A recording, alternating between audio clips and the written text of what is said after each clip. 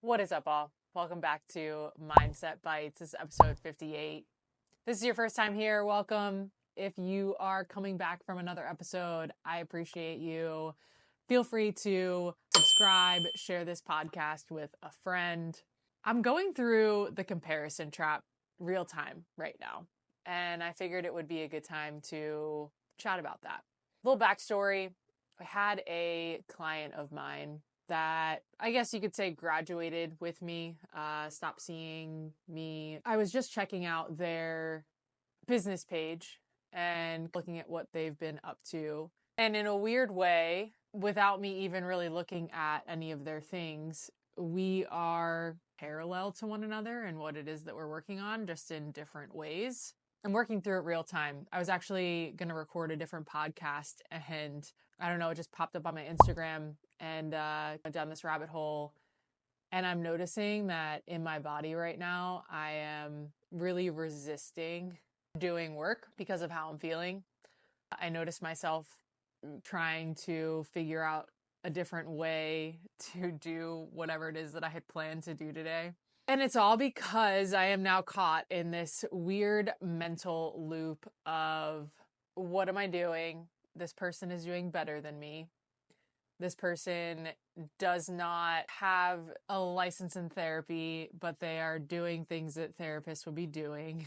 I didn't help this person enough, so they had to find a different way to help themselves. And now they're making money off of it, where I am not.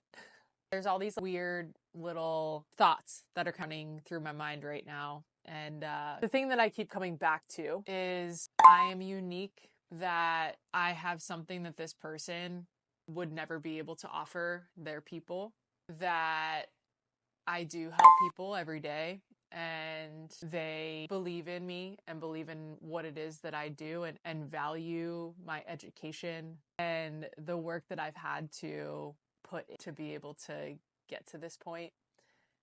And not to say that I think my education makes me more qualified than any other person, but there is this little bit of bitterness of, I've known this is my calling my whole entire life, and you just decide that you want to work with these similar people, and all of a sudden, poof, it happens. And I know that this is part of business, entrepreneurship, all of the things, but I want to walk you through where I'm holding things in my body and how I'm going to be able to let this go so that I can record my other podcasts that I'm going to be doing.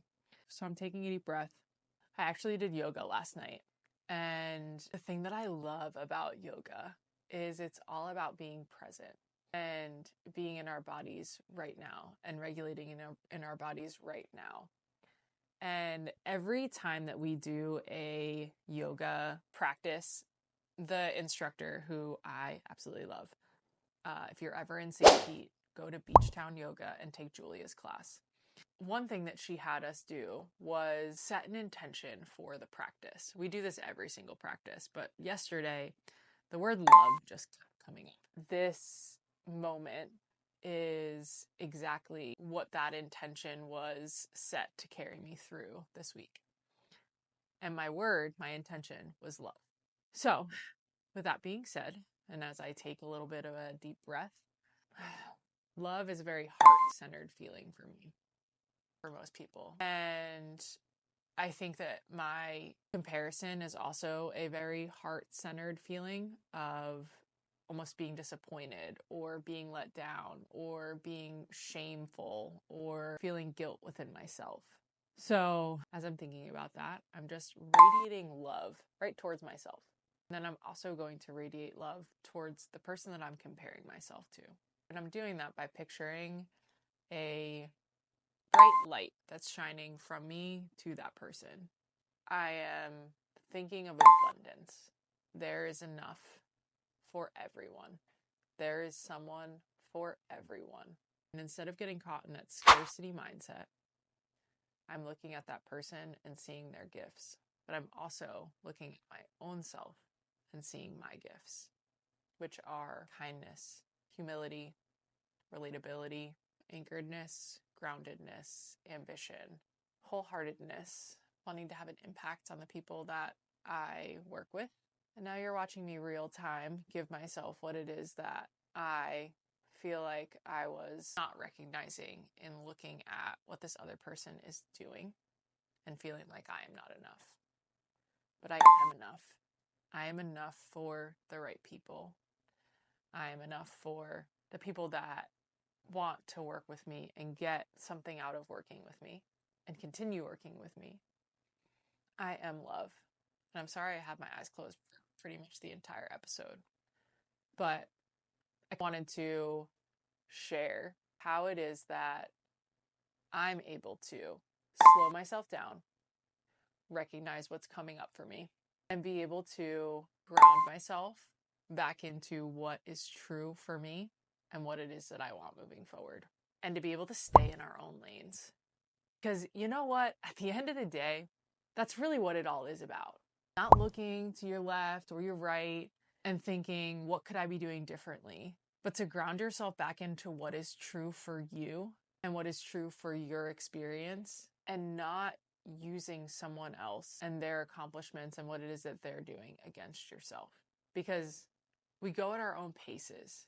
You may not know it right now, but there's something so beautiful that is going to happen in your life when it's meant to happen. And every day is such a gift. Every day that I get to show up and just help people is such a gift. And I never take that for granted.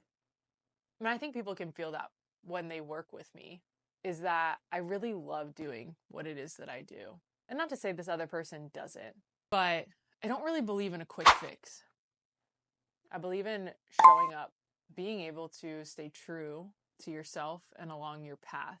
And I think when we compare ourselves to other people, we get away from that. So I think for me, just having the time to anchor back into my own heart, what it is that's true for me, is going to help me get through this next episode. And I'll see you next time.